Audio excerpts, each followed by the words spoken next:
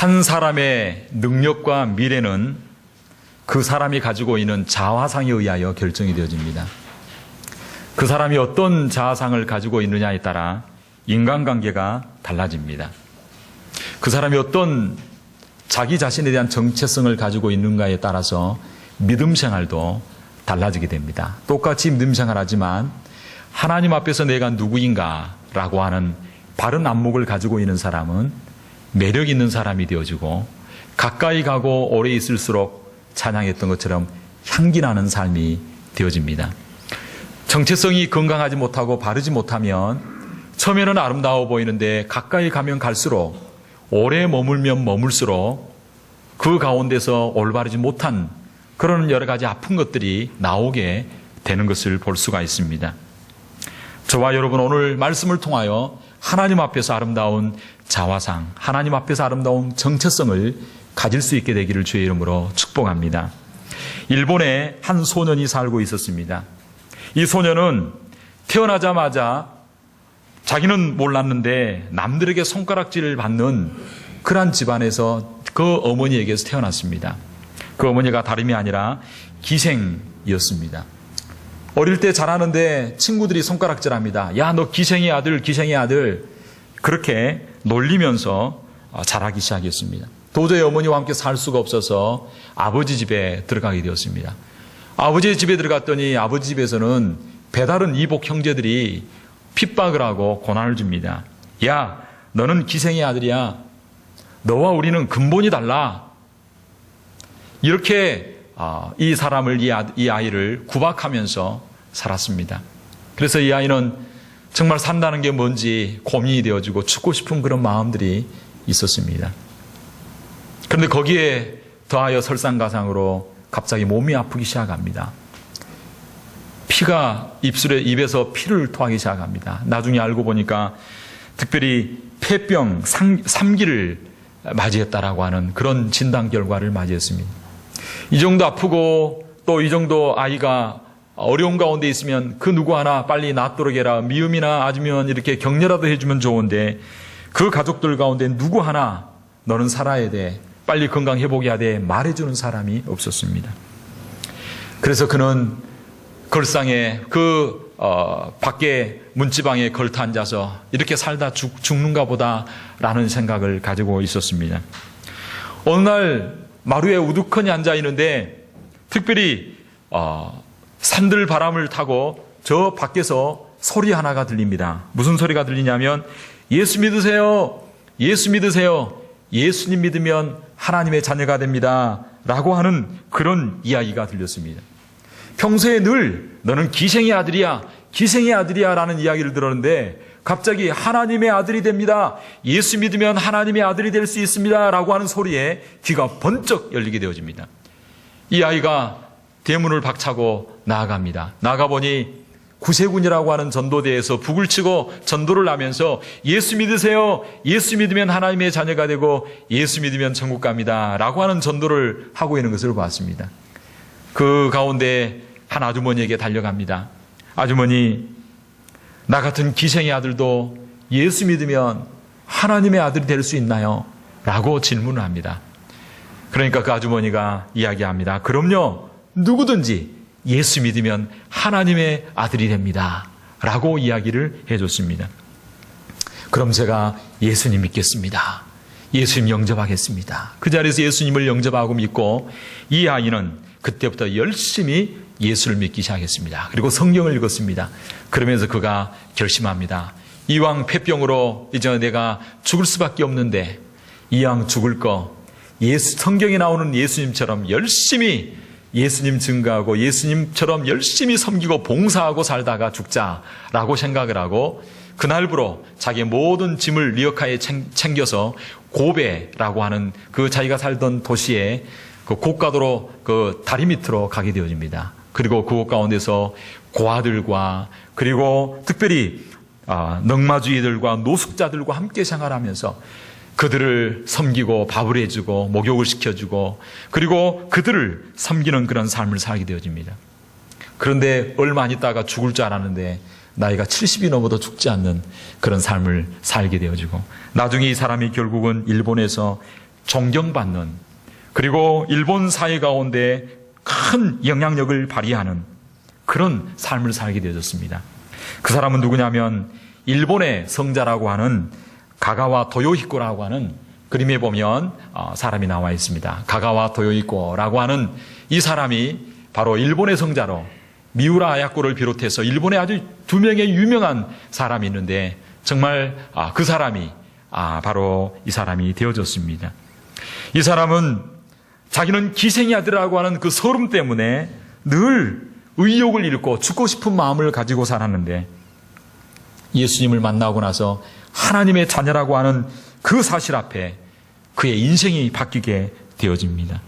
그리고 많은 사람들 앞에 일본에서 정말 성자라고 이야기될 정도로 일본 사회에 큰 파장을 일으키는 그리스도인의 삶을 살아가게 되어집니다. 사랑하는 성도 여러분, 우리 인생의 문제 가운데 가장 중요한 것이 무엇일까요? 그것은 바로 내 자신이 누구인가라고 하는 정체성의 문제입니다. 여러분은 여러분 자신을 누구라고 생각하십니까? 오늘 우리들은 살아가면서 다른 사람들이 나에게 뭐라고 하는가, 그 평가에 너무나 관심을 가지고 예민하게 반응할 때가 많습니다. 어떤 사람이 이야기합니다. 야, 너 별 볼 없는 사람이야 라고 이야기합니다. 그러면 그게 못이 박혀가지고 평생에 나는 별 볼 일 없는 사람인가 보다 라고 생각하고 살아갑니다. 어떤 친구 와서 말합니다. 야, 너는 무능해 라고 친구가 한마디 했습니다. 근데 오랜 세월이 지났음에도 불구하고 그 무능하다라고 하는 딱지를 늘 붙이면서 나는 무능한 사람이야 이렇게 살아가고 있습니다.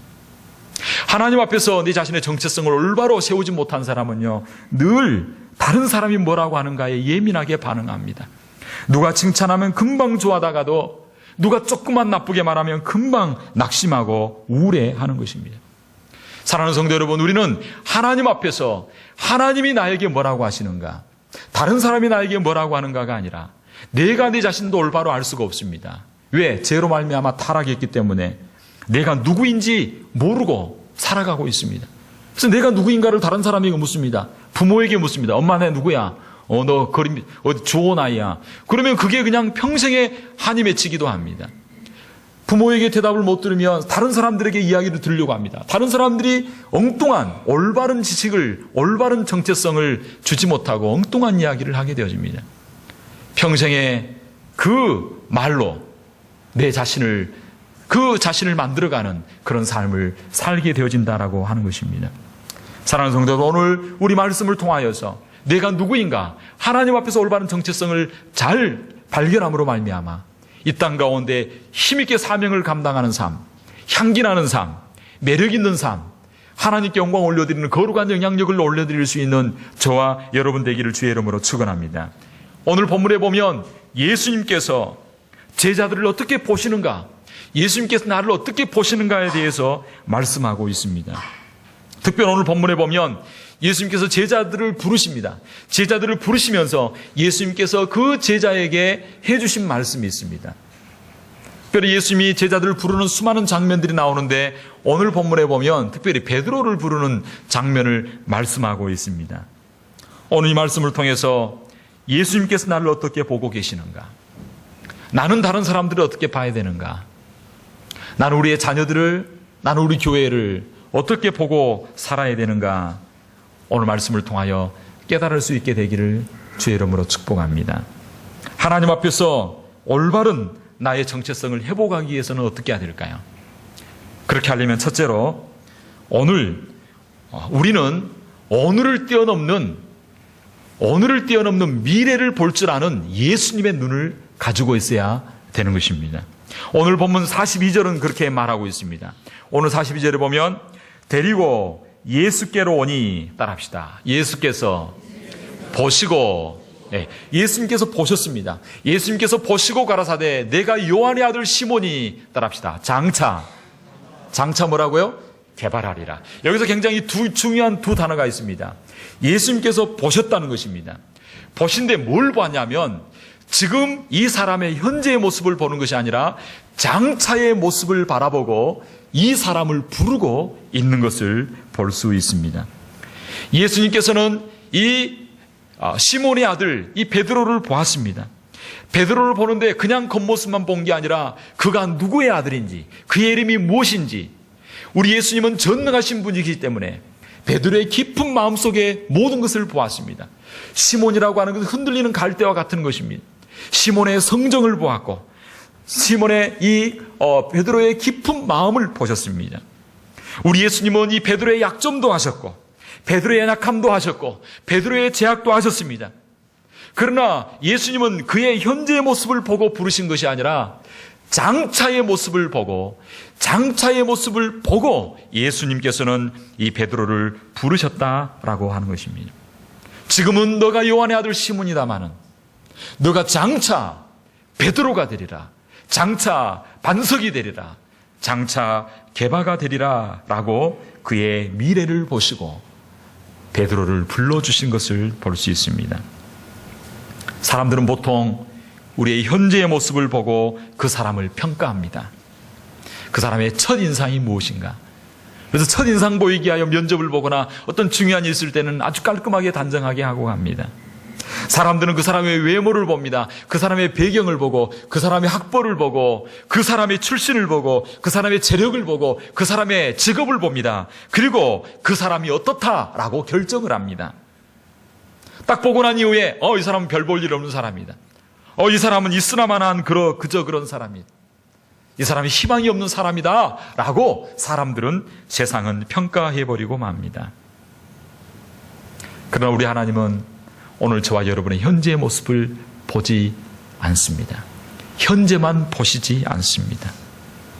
우리의 가능성을 보고 우리의 미래를 보고 저와 여러분들을 불러주시고 사용하시고 축복하여 주실 줄로 믿습니다. 지금 우리가 흔들릴 수 있습니다. 지금 우리가 약한 자리에 있을 수 있습니다. 지금 내가 별 볼 일 없어 보일 수 있습니다. 지금 나는 외롭고 고달플 수 있습니다. 지금 나는 아무것도 이룬 것이 없는 것처럼 보일 수 있습니다. 그러나 그런 사람일지라도 우리 주님께서는 장차 저와 여러분들을 게바처럼, 장차 베드로처럼 놀랍게 쓰시는 역사가 있게 될 줄로 믿습니다. 그러므로 우리가 우리 자신을 볼 때에 예수님의 눈으로 저와 여러분들을 볼 수 있게 되기를 바랍니다. 우리의 자녀들을 볼 때에 비록 지금은 초라해 보이고 아무것도 이루지 못한 것처럼 보일지라도 그 아이를 보고 예수님의 시각으로, 예수님의 눈으로 우리 자녀를 보고, 예수님의 눈으로 남편을 보고, 예수님의 눈으로 아내를 보고, 예수님의 눈으로 우리 교회를 바라볼 수 있게 되기를 주의 이름으로 축원합니다. 그 자녀들을 볼 때 이야기하시기 바랍니다. 그래, 너는 장차 하나님께서 너를 높이 들어주실 것이다. 장차 너를 축복해 주실 것이다. 우리 교회를 볼 때도 장차 우리 교회를 높이 들어 쓰실 것이다. 우리 교회를 축복해 주실 것이다. 여보, 당신을 높이 들어 쓰실 거예요. 당신을 하나님께서 존귀하게 쓰실 거예요. 우리 자녀들을 볼 때도 머리를 쓰다주면서 장차 개바가 될 것이다 라고 머리를 쓰다듬어주면서 그들을 위하여 기도해 줄 수 있는 예수님의 눈과 시각으로 내 자신을 보고 자녀들을 보고 남편과 아내를 보고 교회를 볼 수 있게 되기를 주의 이름으로 축원합니다. 사람들이 뭐라고 하는가, 환경이 뭐라고 하는가가 중요한 것이 아닙니다. 다 왜곡되게 봅니다. 잘 보지 못합니다. 그러나 하나님은 정확하게 저와 여러분들을 보시는 줄로 믿습니다. 저와 여러분들은 거저 우연히 태어난 것이 아닙니다. 우리 하나님께서 우리의 미래를 보시고 우리를 통하여 하나님의 영광이 드러나도록 저와 여러분들을 불러주시고 이 땅 가운데 태어나게 하신 줄로 믿습니다. 그러므로 우리가 서로 부족하지만 좀 부족해도 격려해 주시고 좀 부족해도 축복해 주시고 오늘의 현재를 뛰어넘어 미래를 바라봤던 주님처럼 예수님의 눈으로 서로를 보시기를 주의 이름으로 축원합니다. 서로를 한번 바라봅시다. 예수님의 눈을 한번 봅시다. 예. 따라합시다. 당신을 만나니 영광입니다. 당신을 만나니 행복입니다. 이렇게 유명하고 앞으로 존귀하게 쓰실 위대한 사람들을 만날 수 있다는 게 참 축복입니다. 그럼 우리 교회도 우리 교회를 자랑하시기 바랍니다. 따라 우리 교회 좋은 교회, 우리 교회 아름다운 교회. 할렐루야. 그래서 우리 교회를 이야기할 때 이 교회라고 절대 하지 마시고 따라합시다. 우리 교회, 내 교회, 내 교회입니다. 우리 교회입니다. 그래서 우리 교회 좋은 교회, 우리 교회 아름다운 교회, 우리 교회 하나님께서 높이 들어 쓰실 교회. 그렇게 주님의 시각으로 장차 이루실 하나님의 위대한 것들을 바라보면서 예수님의 눈으로 서로를 바라보고 자녀를 바라보고 우리 교회를 바라볼 때에 우리가 건강한 정체성을 가지고 좀 힘있게 주의 영광을 위하여 살아가는 저와 여러분들이 될 줄로 믿습니다. 둘째로 우리가 하나님 앞에서 올바른 정체성을 회복하기 위해서 우리는 어떻게 해야 되겠습니까? 무엇보다도 우리의 현실을 뛰어넘는 따라합시다. 주님의 약속을 붙들어야 됩니다. 우리 주님께서는요, 베드로를 딱 만나고 난 이후에 그 만난 자리에서 그의 이름을 바꿔주십니다. 그래서 42절에 보면 이렇게 말합니다. 데리고 예수께 오니 예수께서 보시고 가라사대 내가 요한의 아들 시몬이니. 장차는 아까 첫 번째 돼지가 장차고 이번에는 뭐냐면 따라서 게바라리라. 게바라리라. 게바는 번역하면 따라서 베드로라. 주님께서 시몬을 만나자마자 그에 합당한 미래에 걸맞는 뭘 바꿔주시냐면 따라서 이름을 바꿔주십니다. 이름을 바꿔줬다라고 하는 것은 그에게 새로운 사명을 줬다는 것입니다. 이름을 바꿔줬다라고 하는 것은 그의 삶에 새로운 목표를 줬다라고 하는 것입니다. 그래서 그의 이름을 시몬에서 뭐로 바꾸시냐면요, 게바로, 베드로로 바꾸시는 것을 볼 수 있습니다. 반석이라고 하는 말은 무슨 말이냐면요, 베드로라고 하는 말의 의미는 반석이라고 하는 것입니다. 게바라고 하는 것은 아람어로 귀족들이 사용하는 단어입니다. 게바를 번역하면 아람어를 헬라어로 번역하면 베드로라고 하는 것입니다. 베드로라고 하는 말의 의미가 뭐냐면요, 반석이라고 하는 것입니다. 너가 요한의 아들 시몬, 너가 고기나 잡는 어부이지만 내가 너를 반석으로 만들어주겠다. 내가 너를 장차 고기만 잡는 인생이 아니라 사람 낚는 어부가 되게 해주겠다. 내가 이 반석 위에 교회를 세우는 놀라운 역사를 이루어가게 해주겠다. 내가 너의 교회를 기초를 세우는 하나님 나라를 위하여 존귀하게 쓰임받는 사명의 인생, 하나님의 목적이 있는 인생, 하나님의 꿈을 이루어드리는 인생으로 만들어주겠다라고 말씀하고 있는 것입니다. 지금은 아무것도 아닙니다. 그래서 내가 요한의 아들 시몬이다라고 이야기합니다. 너의 현실은 지금 요한이다. 너는 시몬이다. 물고기 잡는 공부하지 못하고 알아주지 못하고 촌에서 그저 무명의 인생이다. 그러나 내가 너를 게바로 만들어주겠다는 거예요. 사명을 주고 있습니다. 하나님의 목적을, 하나님의 비전을 던져주고 있습니다. 사랑하는 성도 여러분, 베드로를 향한 하나님의 놀라운 계획이 있었습니다. 그를 하나님 나라 건설을 위하여 장차 초대교회를 세우는 수제자로서 이 베드로를 통하여 온 유대가 변화되어지고 3,000명, 4,000명, 5,000명이 회개하고 돌아오고 예루살렘 교회가 세워지고 전 세계 로마로 향하여 복음이 증거되는데 쓰임받는 위대한 사람으로 만들어주겠다는 거예요. 그러나 지금 현실은 요한입니다.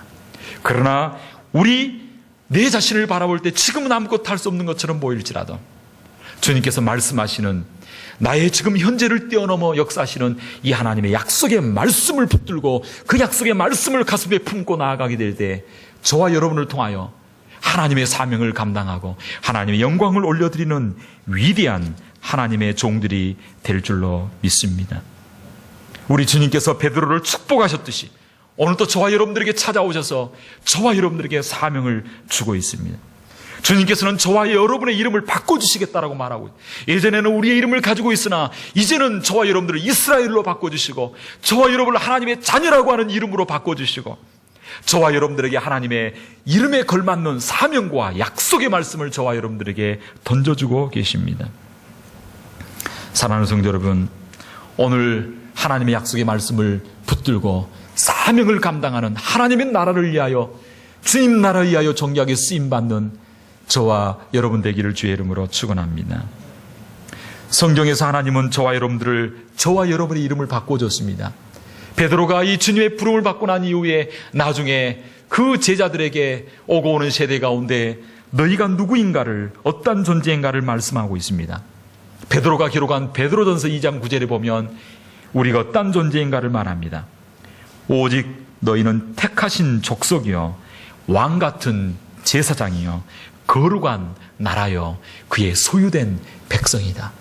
저와 여러분들을 왕같은 제사장이라고 말하고 있습니다. 거룩한 나라라고 말하고 있습니다. 여러분이 가는 곳마다 영적 지경이 평정되어질 줄 믿습니다. 여러분이 영적인 왕같은 제사장입니다. 그러므로 여러분 살고 있는 지역에서 제사장으로서의 왕같은 제사장으로서의 사명을 감당하시기를 주의 이름으로 축원합니다. 어떻게 우리가 왕같은 제사장으로 우리가 사명을 감당할 수 있겠습니까? 나는 가진 것 없고 부족해 보이고 현실은 약해 보입니다. 그러나 하나님이 그렇게 말씀하셨습니다. 하나님이 그렇게 약속을 줬습니다. 그 약속의 말씀을 붙들고 기도할 수 있게 되기를 바랍니다. 왕같은 제사장으로 여러분의 지역을 위하여 기도하시기 바랍니다. 여러분의 가정을 위하여 기도하시기 바랍니다.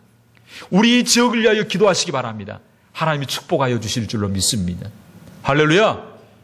우리 지역을 위하여 축복할 뿐만 아니라 자녀들을 위하여 기도하고 형제 자매를 위하여 왕같은 제사장으로 거룩한 사명을 가지고 기도할 때에 내가 누구인가를 더욱더 잘 알게 되어지고 체험하게 되어지고 하나님의 역사를 경험하게 될 줄로 믿습니다. 제가 아는 선배 목사님이 계십니다. 유명한 부흥사였습니다. 그런데 모든 것 떨치고 남아프리카에 가서 그 오지에서 복음을 증거하는 사람이 되었습니다. 나중에 그분이 고백했습니다. 내가 어떻게 예수 믿게 되었는가? 똑똑한 아이였습니다. 그런데 학교 갈 때마다 그 학교 문방구에 있는 어떤 권사님이 이 아이를 지목하여 불러나니 너는 내 것이라.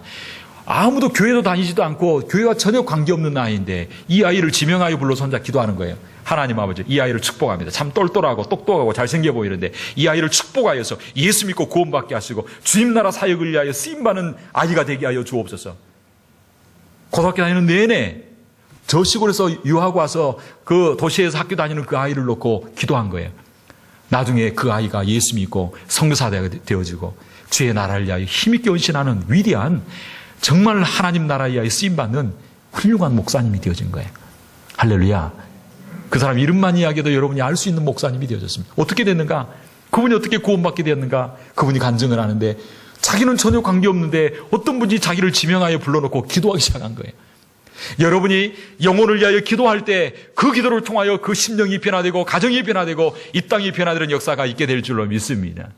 할렐루야. 여러분의 주어진 자리에서 사명을 감당하시기를 바랍니다. 할렐루야. 저는 참 너무나 감사한 건 신방을 가끔 가는데 참 도전을 많이 받았습니다. 신방을 불쑥 갔습니다. 그런데 막 찬송가를 틀어놓고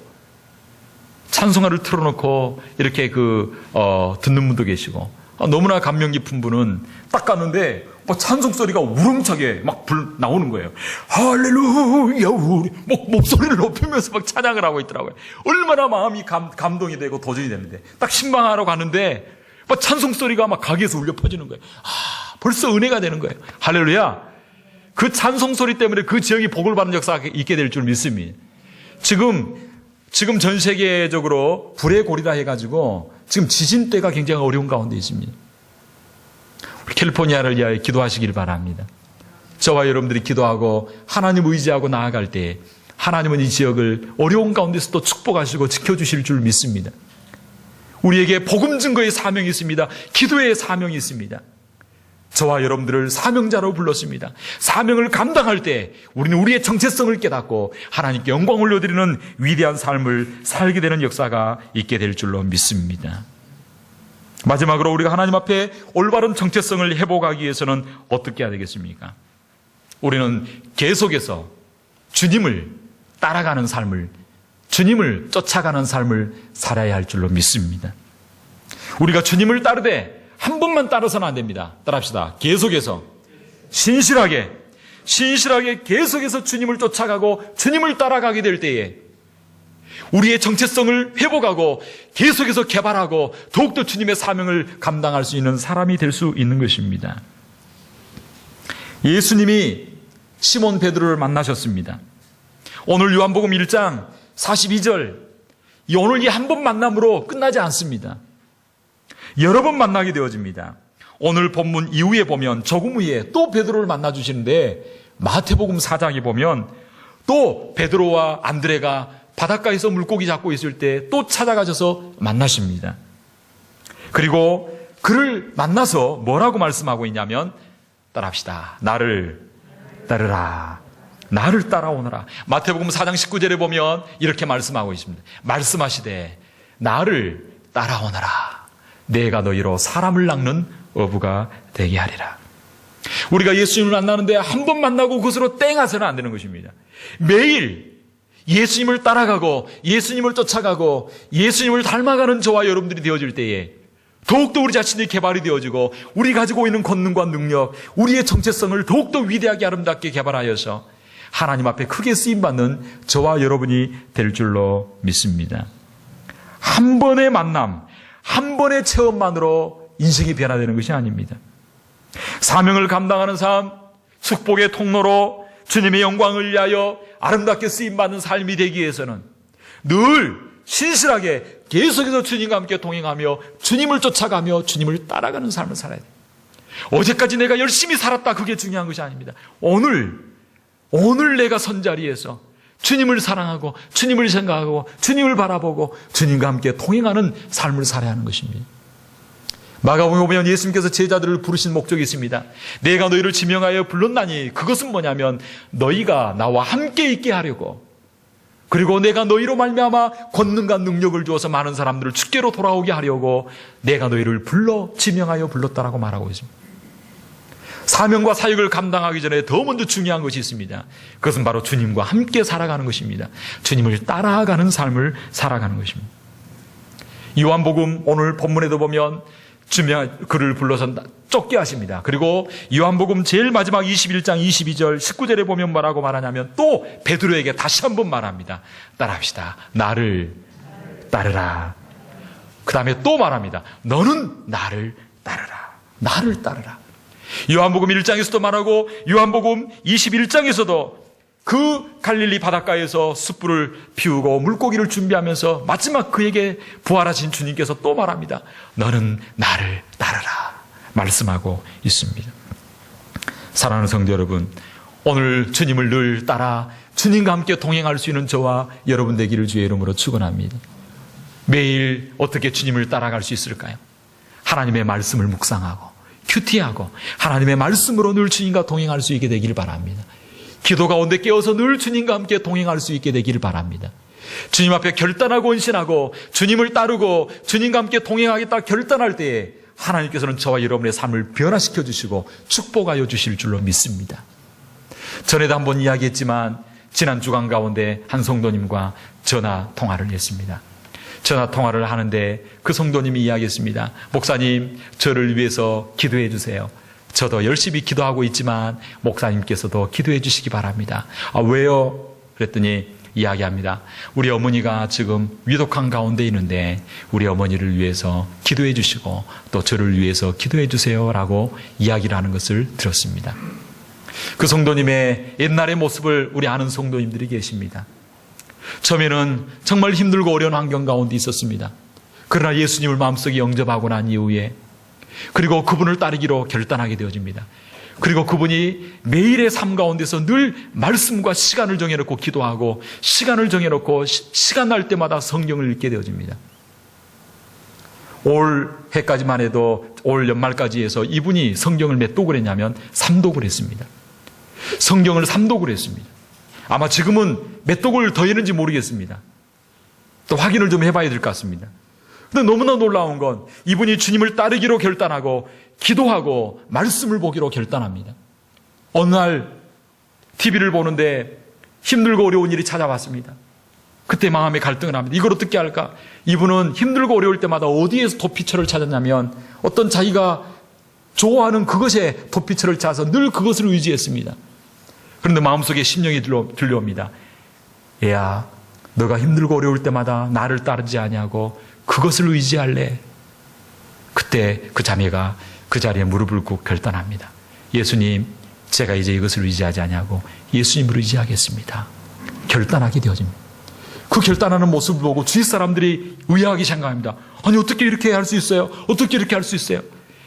처음에 그분하고 이야기 나눌 때 그랬습니다. 성도님이 예수님을 잘 믿고 예수님을 잘 의지할 때 우리 성도님이 축복의 통로가 되어서 많은 사람들이 복을 받을 것입니다. 주위 사람들이 복을 받을 것입니다. 라고 이야기했습니다. 그런데 그 말씀 그대로 그분을 통하여 변화가 일어나기 시작합니다. 시작합니다. 주변 사람이 변화가 일어납니다. 새로워지기 시작합니다. 결단하게 되어집니다. 사람의 힘을 할 수 없는 놀라운 일들이 일어나기 시작합니다. 할렐루야. 그분의 삶을 보면요, 기적입니다. 어떻게 그렇게 일어날 수 있는가? 주님을 따르고 주님을 의지하고 주와 함께 하겠다 결단하고 나아가게 될 때에 본인의 삶이 변화되고 자녀의 삶이 변화되고 이웃의 삶이 아름답게 변화되는 놀라운 역사가 일어나게 되는 것입니다. 사랑하는 성도 여러분, 오늘 주님 앞에 한번 주님을 따르겠다고 결단해 보시기 바랍니다. 내가 이제부터 오는 월요일부터 시작해서 내가 하나님 말씀과 한번 동행해 보리라. 내가 잃어버렸던 그 큐티 주님과 함께 교제하는 시간들을 해보게 보리라. 기도하는 시간을 내가 한번 해보게 보리라. 내가 전도하고 봉사하는 시간을 한번 해보게 보리라. 하나님 앞에 결단하고 나아갈 때에 저와 여러분의 삶 가운데 놀라운 부흥과 은혜와 축복의 역사가 일어나게 될 줄로 믿습니다. 그리고 우리의 삶이 어느 순간 주님 닮은 삶, 주님의 형상을 본받는 삶, 주님의 정체성을 온전히 회복하여서 이 땅 가운데 하나님의 축복의 통로로서 사명을 감당하는 저와 여러분이 될 줄로 믿습니다. 오늘 우리 자신을 볼 때 현재의 내 모습이 연약해 보일 수 있습니다. 그러나 예수님의 눈으로 우리의 미래를 보고 나아가시기를 주의 이름으로 축원합니다. 주님의 눈으로 내 자신을 보고 내 자녀들을 보고 우리 교회를 바라봄으로 말미암아 하나님 앞에서 정체성을 온전히 회복하여서 축복의 통로가 되는 삶, 사명을 감당하는 저와 여러분 우리 교회가 되기를 주의 이름으로 축복합니다.